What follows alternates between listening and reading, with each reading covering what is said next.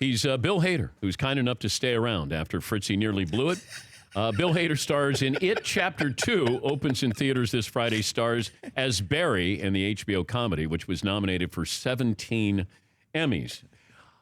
I didn't buy into Barry originally. Yeah, no. Yeah, a lot of people didn't. I kept saying, there's no way he can be a serial killer. Right. Or a hitman. I guess he is a serial killer because I think if you kill more than one person, you're a serial killer. Oh, is that what the definition I think it is? But what did you need to learn about being a serial killer to play that role? Or Nothing. I think it was more of just feeling lonely and wanting a community, that kind of thing. And then to make it interesting, we made him a murderer. But when you pitch this, do you pitch it with a straight face? Yeah. We went into HBO and said, we want to do a movie, a TV show about a hitman who wants to be an actor, and they just started throwing money at us. And as you know, I've told you, the Chechnyans, they steal just about every scene that they're in. Oh my gosh, yeah, NoHo Hank, and yeah, he's one of the nicest guys in the world, Anthony Carrigan. But most of the stuff in season 2, he was coming up with on his own. I mean, he would improvise some of those things. Like, we would write a lot of them, but then other ones he would just come up with in the moment, and we were like, oh, can you please say that again? I laughed. And we had Henry Winkler in less than a year ago, and he just, you could see in his face how important this is to almost have that resurgence.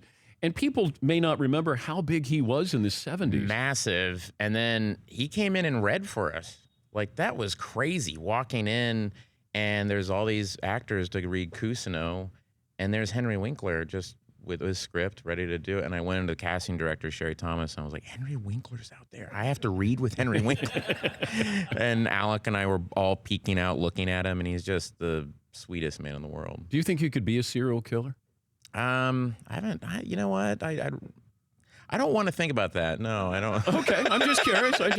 Because Then the answer is yes. Yeah, no. It's weird. Even doing those scenes with the guns and stuff, I just don't like it. Yeah. I'm like not someone, because everyone's like, oh, is that fun doing it? And it's like, no, the minute we shoot, I'm kind of like, cut. And I'm like, ew. Or they had to cut around me in the pilot. I shoot this car. And Alec Berg went, we got to go again. I went, oh, that was great. And he played it back. And then badass. And then I go. You move your head away? I was like, ew. Made that noise. Ew. But dark comedy. Yeah. Are you attracted to dark humor? Yeah. I like Dr. Strangelove was a movie I loved growing up. And all those types of, I do like, I like that aspect of playing something very straight and then just the insanity of the situation. You just play totally real, Comedians have talked about, Eddie Murphy was on with Jerry Seinfeld, Comedians in Cars, and he was talking about using that part of your brain, the comedic part of it. It's a muscle. Mm-hmm. And I don't know if you've ever gone through that where like you constantly have to keep thinking that way. Do you understand what Eddie, because Eddie said he's nervous about stand-up because he hasn't used that part of his brain. Yeah, maybe. I mean, some of it's just kind of, natural. You see people like Will Forte will say the funniest thing, or Fred Armisen or Kristen Wiig or any of these people will say hilarious things, and then they almost look at you like they don't understand why you're laughing. Because to them it's just like, it's funny, but it's like, I have these thoughts all the time. Why is that weird to you? I mean, sometimes you just can't help it, and so I haven't had that, but maybe I will as I get a little older. Are you fun to go out to dinner with? Yeah, sometimes. Yeah, sometimes I can. Yeah, I tend to, in new situations, I tend to be on a little bit more because I'm nervous. Okay. So it's kind of a way of, especially in It 2, when our first day of shooting was this big dinner scene, and I was cracking jokes the entire time because I was super nervous. Why? Because you're just around all the, Jessica Chastain, James McAvoy. It's a new crew. It's a horror movie. It's this giant movie, and you're just going like, oh, I hope I do well in this. And so it's almost a way of failing quick because a lot of your jokes don't work. So it's like, okay, let me bomb in front of you guys so I can relax a little bit. Even though they're probably going, this guy's not that funny. Yeah, no, that's good. Yeah, that's good. It's like, oh, good. They don't find me funny. All right.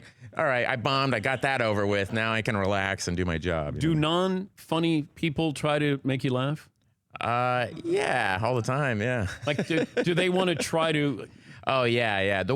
Not the worst, but it's weird when people try to do like voices and stuff around me or impressions, and you just go, "Oh, don't. It's okay. It's all right. It's okay." That's not what Nicolas Cage sounds like. We did those for Jay Farrow. Oh, really? Oh, yeah. We went around the room, and I know exactly. Oh, But it was funny because it was awkward. yeah. Like Fritzy's pretty good at some impersonations. All right. Okay. Here we go. You're gonna eat lightning and crap Thunder Kid. I say you can't win. Burgess Meredith Rocky. All right. Okay. Wow. That was Okay, you didn't lead with your that was best. all right. That was good. Okay. Now that you explained it to me, it was great. Okay. I'm the greatest fighter in the world. No one can beat me. I'm Oh, the that's greatest good. fighter. That's good. I eat his heart and eat his children. Praise be Allah. Are you being that's nice? really good. No, that is good. Okay. That is good. Marge Simpson. Hey, Bill Hader's in studio. That's pretty cool. How'd you get him on the show? Well, you know. Oh, my bad. 6.7. 6.7. Okay. All right. Let's see. Seton. Do you do an impersonation? Not in front of Bill Hader. I don't think I do. Oh, no. It's good if you do it in front of Bill Hader. I bomb. No, this is good. Come on, I bomb all the time. See, because I was feeling comfortable, and now Okay. He did it. Come on. Come on, Fritzy did it. I don't. What impressions do I do? Um, Brett Favre. I do one-word impressions. What's that? Like, is that an like impression Brett if you do a Favre. one-word Yeah. impression? Brett Favre. He says anything that somebody asks him, he just repeats it back to them and says, "Of course." Okay. That's a forced laugh on Bill's Yeah, part. okay. No, I'll take it. Martin Short one time, because Martin Short sometimes will just be like, we'll say somebody and he'll just throw it out at me. Like, and one time someone said Fred Gwynn. He goes, "Bill, do Fred Gwynn." And I just went, Not many just a people. yawn. But you had. Are you doing Herman Munster there? Yeah. I just have to quickly do something. But then you did Martin Short there too. yeah. In the Bill, do it. Paulie, I don't think you do impersonations, do you? No, not now. No, you can do it. Andrew Luck. Okay. Are you? It's just, Oh, that's good. yeah, there's nothing else to it. That's good. Thank you. He's being polite. McLovin, you don't do one, do you? Sure don't. Okay. I mean, I could just get my general British. No, that's not. No, that's not good. Hello, Governor. Yeah, that's not good either. Do you wish you left now, Bill? Did you? I just like him throwing you under the bus before you've done anything. You're like, "Oh no, I could get out of here." No, shut up. Don't embarrass me. Okay, the last time you were on, Oh, here we go. you did Keith Morrison. Oh yeah. Okay, now Fritzy, I think, was maybe overreacting to this. Now listen. Let's listen. Here we go. The guy he shot me. Shot you a dirty look. Boo. No. Yeah, Shot me with see? a gun. Boo. Fritzy, I told you. It was a little too far. I went a little too far. It was just a little too much there. But I did love what he did. I loved his impersonation of Keith Morrison. Do you know Josh Mankiewicz, that guy in Dateline?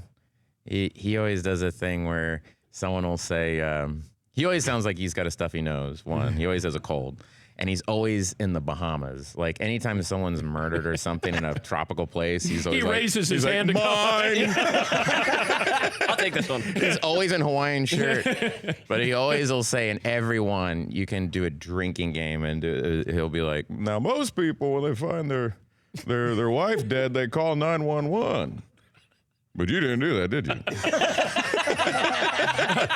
See, Todd, you That gotta was good. stop. That I was can't good. help it. It's excellent. That was good. That was I watch real. Dateline all the time. It's hysterical. Oh my God. And then Dennis Murphy's the other one that he always gets ones that are like it's always high school kids. And he's this guy and he's like, they're BFFs, you know. It's like, their LOLs quickly turned to WTFs when they found their wife, you know. He sounds 100 while trying to sound, Yeah, exactly. 14. Yeah, he's like, they were using Snapchat. Everything's got quotes around it. Jay Farrow will, embody the person. Yeah, like he'll Jay's do the Chris amazing. Rock and does the hands, the fingers, the whole thing. Yeah, he's amazing. You don't rely on them? No, mine's like I have to kind of listen to it and tune, like, yeah, get in tune or something. I'm not like Jay. Jay, I remember when he first came in, he just started doing impressions at the table, and I was just like, whoa, how do you do that? You know, he's something else. What's the last voice that you kind of mastered? Oh man, I don't remember. Are you doing less of it now? Yeah, I don't really like. I mean, I was just for Saturday Night Live, so I don't really do it just in my spare time as much. But I do watch. You know, I'll watch something like Dateline and then walk around going, "Well, you didn't do that, did you?" Like just to like make myself laugh. But the last one I had to do, I remember on SNL, was Alan Alda. That was the one I had to like figure out how to do. But it was just That's random. super random. Yeah. But it was just, yeah, that was hard. Yeah, just like that. I forget. It was him auditioning for Biff and Back to the Future. He goes, "Hey, why don't you make like a tree and get out of here?" But when you were around Schwarzenegger, weren't you his assistant? Yeah, I was a PA. Yeah. Are you listening to his voice? No. Yeah, there was so much else going on. What else was going? Can you tell one good story? Yeah, he was talking about schnitzel. Like we were out in the middle of the jungle shooting this movie Collateral Damage, and he would go, "You know, this is where we shot Predator." And I was like, "Oh yeah." He goes, "I would have schnitzel flown in for the cast and crew." I go, "Oh yeah." And then just be a long pause, and you go, "Carl Weathers, he ate the schnitzel." the Jesse Ventura, he ate the schnitzel. just all this punctuated with just jungle sounds, and me sitting there terrified, like, "I am." And then he just went through the entire cast of Predator and everybody who ate schnitzel, and I was like, yeah, it was like Shane Black, he ate the schnitzel. Key Grip ate the schnitzel. Key Grip ate the schnitzel. Yeah, and I was like, Director John McTiernan ate the schnitzel. And I was just going like, I don't even think he's even talking to me. I think he's just kind of having a moment. He's talking to himself? Yeah. But I had very little interaction with him. It was kind of, you know, I was the guy who was like, "Hey, Arnold, they're ready for you." You know. Did you get recruited to do it? Yeah, Finn Wolfhard, the guy, the young actor who played Richie in the first movie, because the sequel is all the original kids now grown up as adults, and they have to fight the clown again. And they said, "Who do you want to play you in the sequel?" And he said, "Me." And then it worked. Yeah, they called me, and yeah, he's super powerful. Yeah, apparently right now he is. Yeah, he's super powerful. And I just walked in, you know, and Andy Machete, the director, is a wonderful guy. He said, he's like, "So Finn wants you in the movie." And I was like, "Okay." So he's like, "So you're in the movie." So Is there humor? Oh yeah. It's really funny. I'm actually in a nice spot where I'm actually me and this guy, James Ransone, we play Eddie and Richie, and we're kind of the comic relief in the movie. So when it's a really scary, tense movie, being the comic relief guys it's a good spot to be in. But do you get different scripts now because of Barry? It's so funny. The whole typecasting is real. Anytime I do something, yeah, I do. It's whatever the thing I did last. That's Yeah. right. You know, so when I did Superbad, it was like, so in this one you're a crazy cop, and you realize how many scripts there's crazy cops in it, you know. And then yeah, with Barry, it's kind of he's a vet who's kind of, you know, sad. You know, or someone who's a criminal who's trying to get his life back on track or whatever. And I'm like, I'm doing this on a show, you know. What's your favorite story from Superbad? Oh man, well, there's a couple. The kid who played McLovin, Chris Mintz-Plasse. That's how he got his nickname, because he looks like he could be his dad or a relative. He was very sweet but very kind of like naive. He was very young. And Seth Rogen and Jonah Hill and I we said something, and we said, "Oh, number 5's alive." And he was like, "Wait, what's that? What?" And I go, "Short Circuit." And he goes, "What's Short Circuit?" And it was like in unison, we all just like had the same thought. And I go, "Oh, it's this documentary about this robot that comes to life." And we told him that Short Circuit was a serious documentary. And he's like, "Oh, really?" And we're like, yeah, it's about this robot this guy made and blah, blah, blah. And then Seth Rogen's like, yeah, Steve Guttenberg stopped being an actor and became a scientist. And Fisher Stevens is in it. And we just said it was a super serious movie, like a documentary. And he, for like a year, believed this. Did you see the greatness in Jonah Hill? Oh, yeah. All those guys. He and Michael Cera and Emma Stone was I know. in it. I mean, it was...